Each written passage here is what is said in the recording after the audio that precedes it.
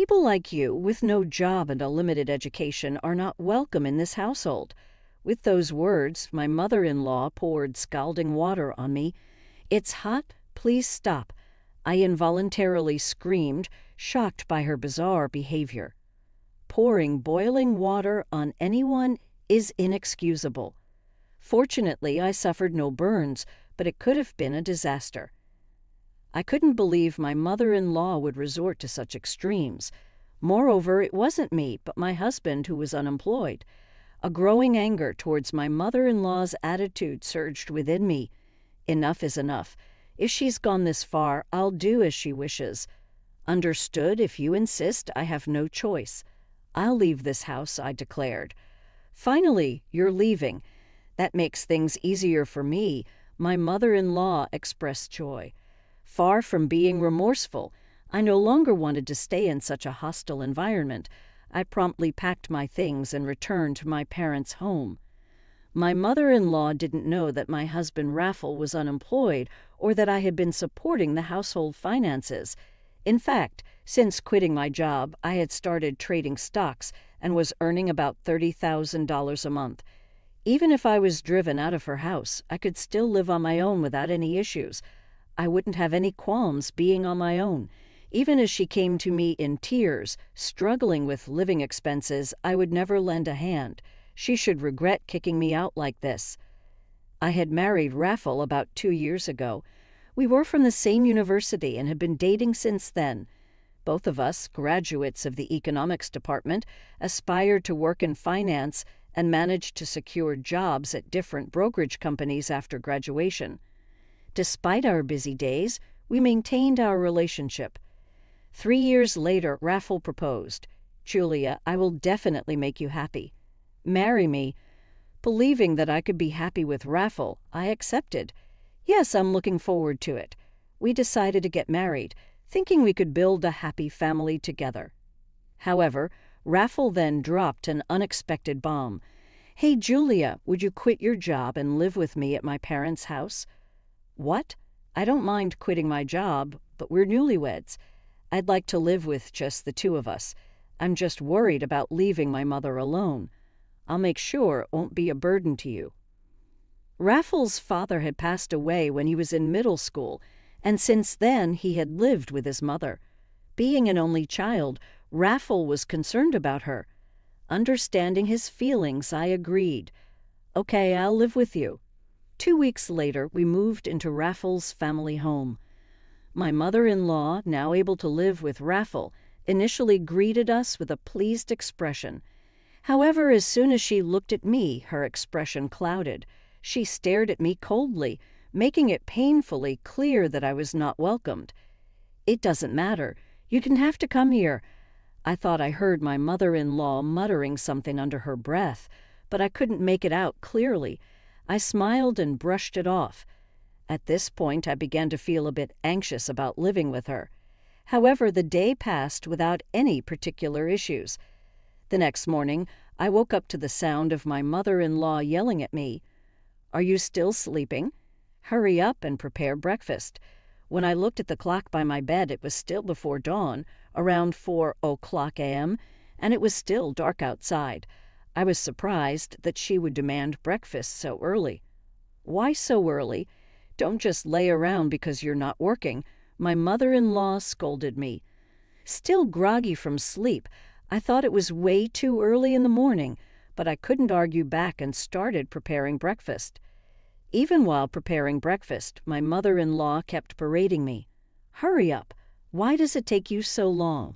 You're so slow." After 30 minutes, breakfast was finally ready. "I'm sorry for making you wait." "You finally finished? Can't you make it faster?" My mother-in-law complained again.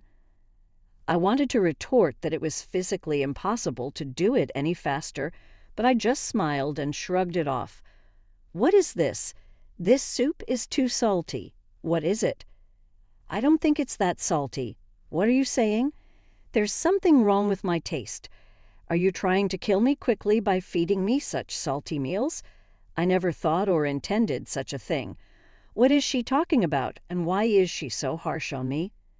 Curious, I mustered the courage to ask my mother-in-law, Why are you so harsh on me? What are you talking about? I don't think I'm being harsh. Or are you trying to make me the bad guy? No, that's not what I mean. I was overwhelmed by my mother-in-law's pressure and couldn't talk back. Finish eating, start cleaning.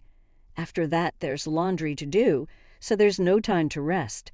Since then, every day I was continually harassed by my mother-in-law, wearing me down both mentally and physically. While I was cleaning, she would say things like, "You missed the dust in the corner." When I was doing laundry, she'd complain there's still a stain. A month after starting to live with her, I felt like I was going to break, so I talked to Raffle about it. "It's about your mother. She's been saying mean things to me every day, and it's hard. Could you please tell her not to say such things?" But Raffle showed no reaction. I was momentarily irritated by Raffle's lack of response, but then I noticed something strange about him.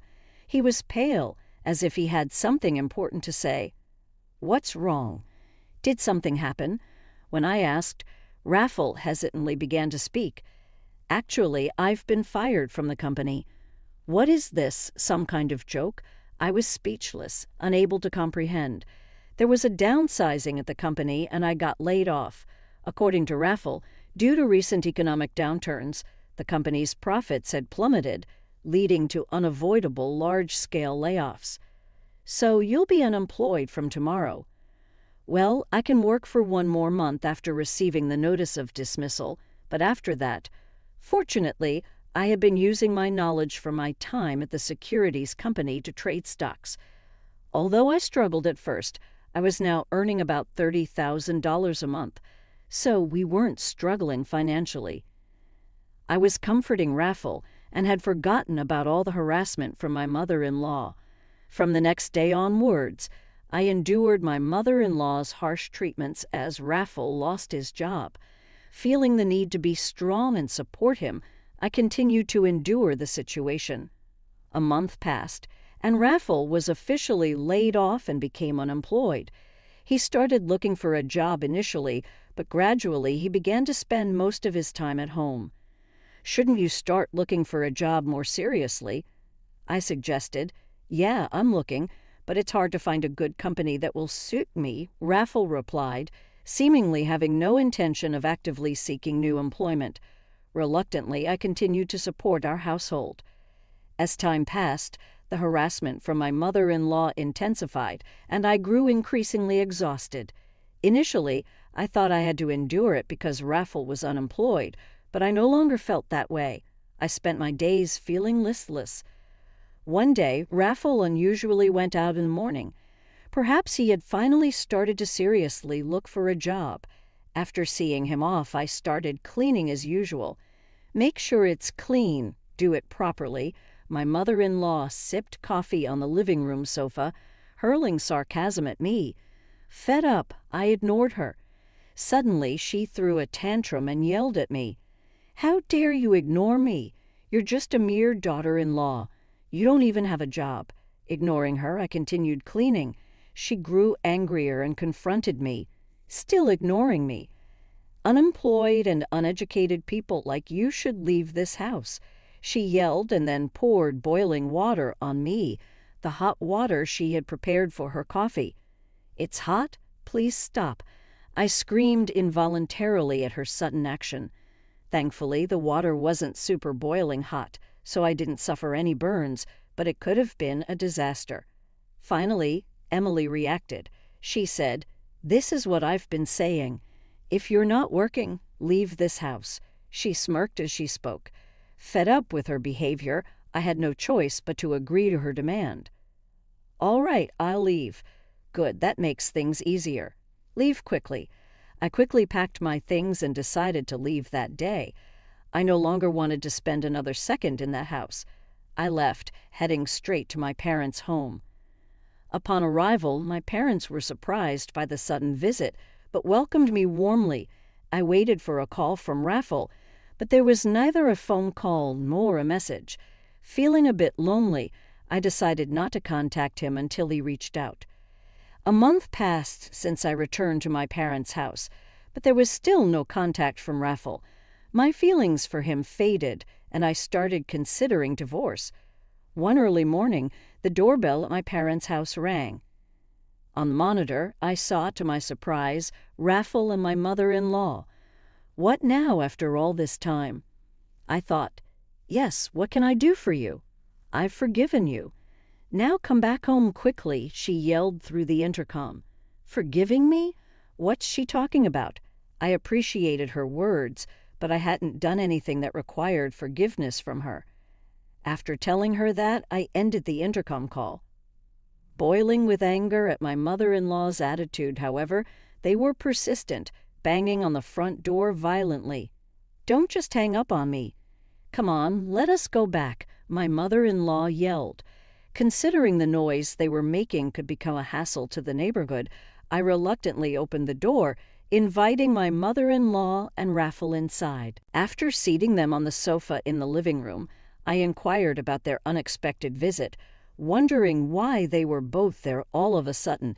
It was my mother-in-law who had insisted that I leave, and now she was telling me to come back. The situation was perplexing, and I couldn't make any sense of it. You're the one who told me to leave. There's no way I can go back now, I asserted. My mother-in-law responded with frustration, accusing me of childish behavior and claiming to have forgiven me. She insisted that I return and stay in her house, even stating that she'd let me, an unemployed and uneducated person, stay there.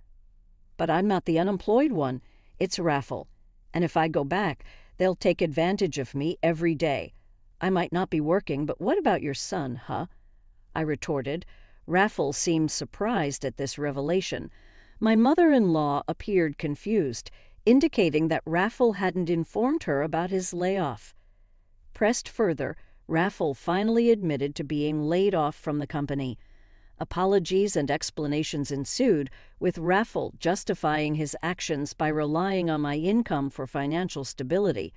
My mother-in-law, shocked at the news, openly expressed anger toward Raffle for not finding a job yet. Why did you keep quiet about this? What are we going to do now? She scolded him.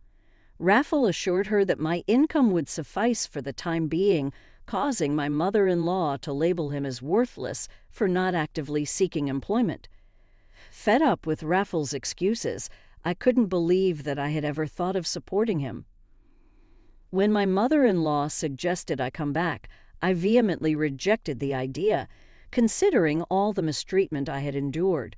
Their unexpected visit had turned into a heated argument, revealing the truth about my mother-in-law pouring boiling water on me. Raffle was shocked to learn about this incident and confronted his mother. "Why did you do that?" he asked her. She admitted to the act, attributing it to my ignoring her. The revelation sparked a heated exchange between Raffle and his mother, prompting me to intervene and urge them to take their arguments home. Realizing the impact of their loud arguments on someone else's house, my words prompted a change in their attitudes. Previously assertive and bold, they now pleaded with me to come back, promising that they wouldn't cause any harm again. Despite their pleas, I saw through their intentions. Raffle's promise to find a job seemed insincere, and my mother-in-law's assurance not to cause trouble appeared dubious. I voiced my skepticism, stating that their words were pointless and that they would only take advantage of me. Their silence confirmed my suspicions, and I left them in the living room, heading to my room, leaving them to contemplate their actions.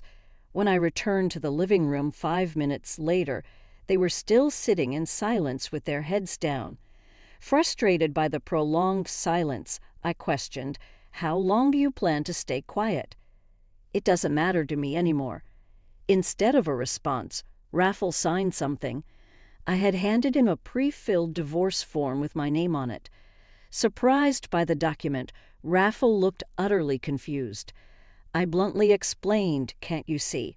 It's a divorce form. I'm done with someone who won't find a job and didn't even contact me after I went back to my parents' house." "Don't wait, please. This is too sudden," Raffle protested. I found his stubbornness irritating, as he seemed oblivious to the fact that his actions were the root cause of our problems. Unmoved, I affirmed, I've made up my mind. My decision to divorce you won't change no matter what you say. Raffle, still in disbelief, questioned if divorce was too harsh. Coldly, I responded, I don't think so. It's your fault. I directed the same coldness toward my mother-in-law, who was partly to blame. Resigned to the situation, Raffle signed the divorce form, warning me not to regret it. However, I felt a sense of relief and asserted that the one who might regret it was Raffle.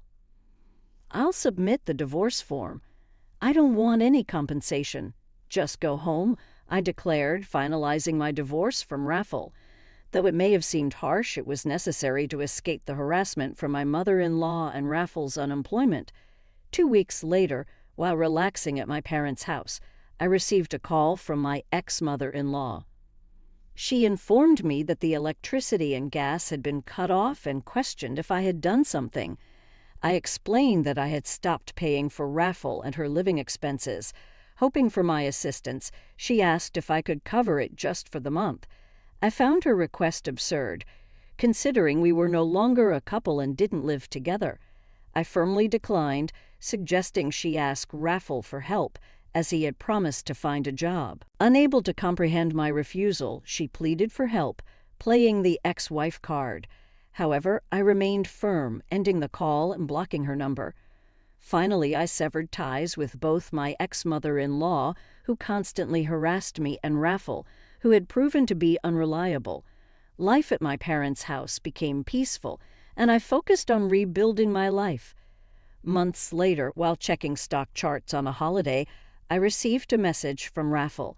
He apologized for everything, acknowledging his reliance on me and the recent job at a factory. Despite the apology, I had no intention of getting involved with them again. Raffle mentioned his mother's continued harshness and expressed a desire for me to come back. Reading the message, I believed reconciliation was unlikely.